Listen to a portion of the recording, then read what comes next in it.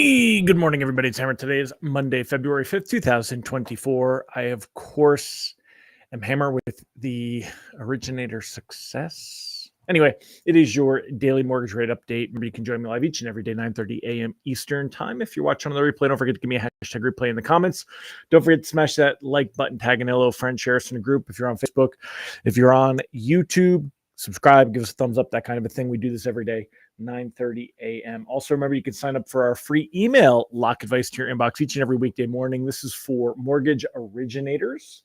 It's a little above the head of most people that aren't familiar with the markets, but actually still written in a way that you'd probably understand it. So check those out. You can also sign up for our text alerts, www.ratetextalerts.com. And last but not least, check us out at originatorssuccess.com. Find out how we help you get loans from Google and social media. What else we got going on here? Let's go ahead and say hi to our live friends that are here this morning. Good to see all of you on a Monday morning, even on an ugly Monday morning for Rate Sheets. Jordan Ross, good morning. Cindy Pulliam, Ron Siegel, good morning, sir. Rob Stewart, hello. Kenny Rivard, Lisa Bollinger, Megan Lindberg, good morning. Jackie, good morning to see you as well. Vaschek, who else we got? If you're here this morning, say good morning. Otherwise, I see this kind of just a handful on. So let me see. I'm going to move this around, get the screen ready, and Kai Dumont, good morning. All right, so let's take a look together. This morning, not a great morning, y'all. Very frustrating to see. Rate sheets today are going to be worse. Basically, this morning, they got sucker punched by an interview that Powell had with 60 Minutes. Powell did an interview with 60 Minutes. It actually was recorded before Friday's jobs data came out with that ridiculous jobs number, but it aired yesterday.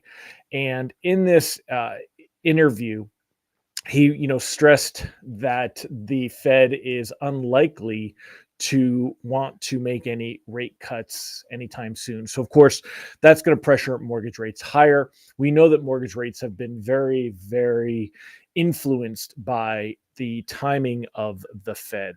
So, that is the scenario there. Good morning, Patrick Campbell, Tiana Rogers. Yes, Deb Dickinson. Looks like you have to do that thing to put your name in again. Cash, good morning. Great to see you as well. So anyway, Powell was on 60 Minutes. The good news is the reprice risk today is low. Right now, mortgage bonds down 41 basis points to start the day. Certainly not what we want to see. Puts them in a position where we're probably going to see the worst pricing we've seen in a month. Definitely a sucker punch. It was unexpected because if you take a look here, let me make this bigger so we can all see this together. Actually, you know what? Let me pop this down here. All right. So let me make this full screen and let's zoom in over here. What I want to show you is, all right, there we are. So if you take here, you can see where we capped out on Thursday, kind of the best levels, lost ground on Friday with that jobs data right here. And then it did get a little bit worse, but it improved through the afternoon, kind of ended the day flat, a little bit worse than where we were when the data came out. But, basically this is 99.88. We ended the day 99.86. So it was like, okay, things were there. I expected to see a rebound this morning. Instead of a rebound, though, you see this giant cliff right here. We ended the day at 99.86. Woke up this morning to, let's make this 2 days. We can make this a little smaller so it'll fit on the screen better. Okay. Woke up this morning to 99.44. So again, there's that 40 basis points that we lost this morning. And the reason that we saw that in overnight trading is what happened in different markets. Again, and it has to do with Powell and his 60 Minutes interview here, just reiterating what he was saying, basically pushing back and saying that the Fed was not going to be in a position. All but a couple of our participants do believe it will be appropriate for us to begin to dial back the restrictive stance by cutting rates this year. And so it is certainly the base case that we will do that. We're just trying to pick the right time given the overall context. Now, this is really what's kind of kicking us in the teeth. The outlook right now is that Fed not going to cut rates. Do you know what? Let me jump to this one here, and then we'll go back to that. So Fed rate cut is basically off the table. There's still a little bit of an expectation here, 17%. That's but it's off the table. There's no way we're going to see a March rate cut. That March number coming on the 20th. That's about, what do we got here? Let's see. 1, 2, 3, 4, 5, 6, about 6 weeks from now. So, but here's the thing. Take a look at this. When we compare this a month ago, right, the probability of a rate cut was 64%. If you remember, it got up to 75%. And now that's down to 17%. Difference here, 30% all the way up to 8% that we're going to stand still. Look at May. Let's go through the May's current numbers. We see this number creeping up quite a bit.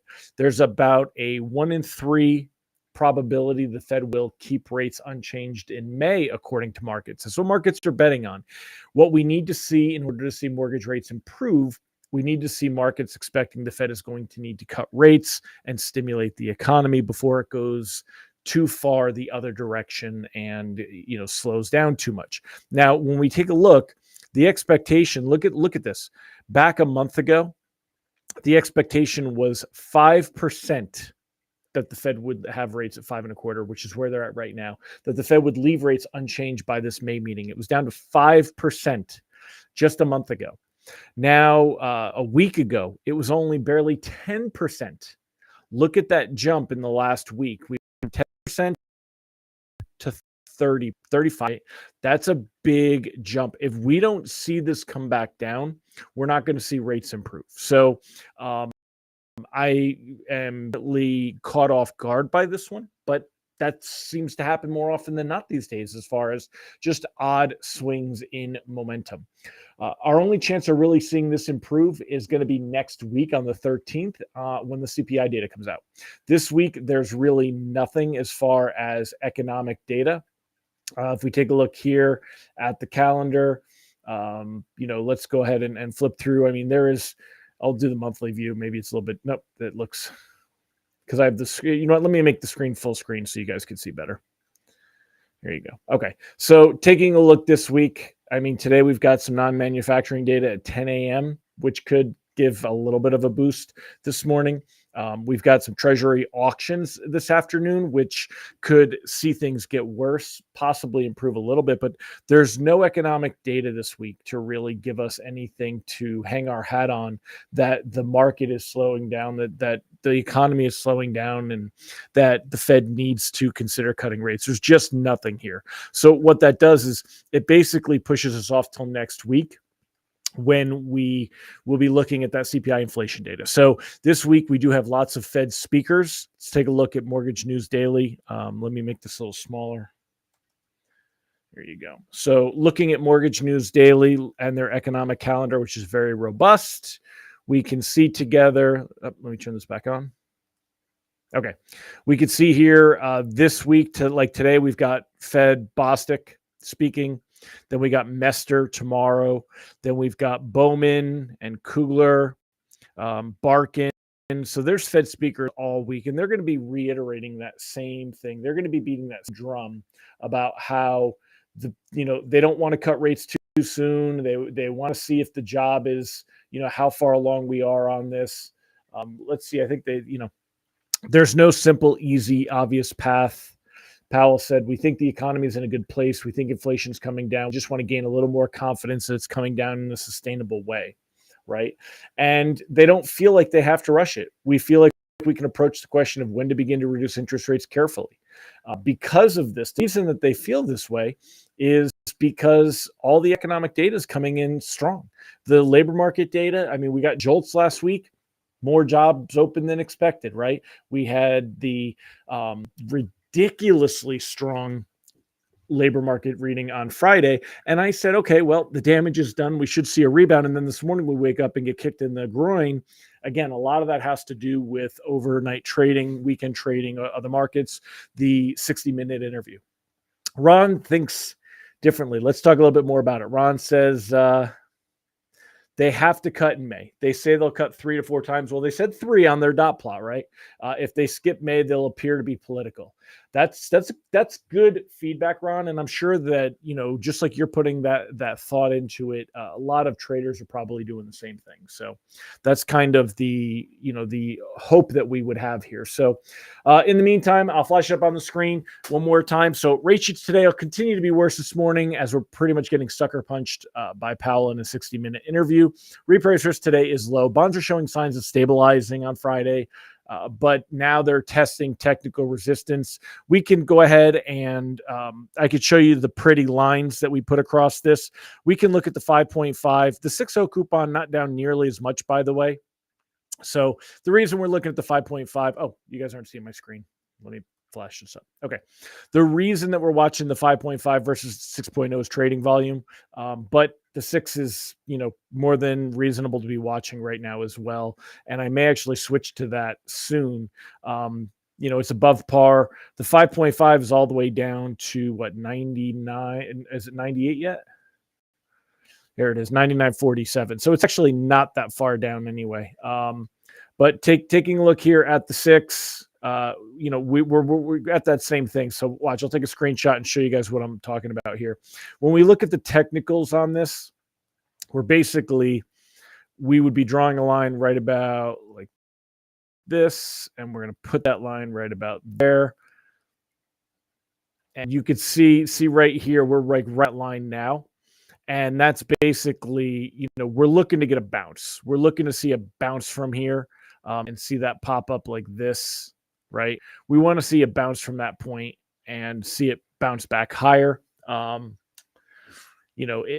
Hopefully that's what we're there. That's why I'm basically of a cautiously floating stance. Let's see some of the things that you guys said. Mike said a lot of the jobs created were part-time. We looked at that on Friday, Mike. I mean, the actual report itself didn't have any more part-time than usual. Yes, a lot of them are part-time. You can also say that they were seasonal more than part-time is the December report. Let's see. Is there any feedback or data on how many of those jobs are seasonal? Yeah, so Ashley's asking that same question. Yeah, you can actually look.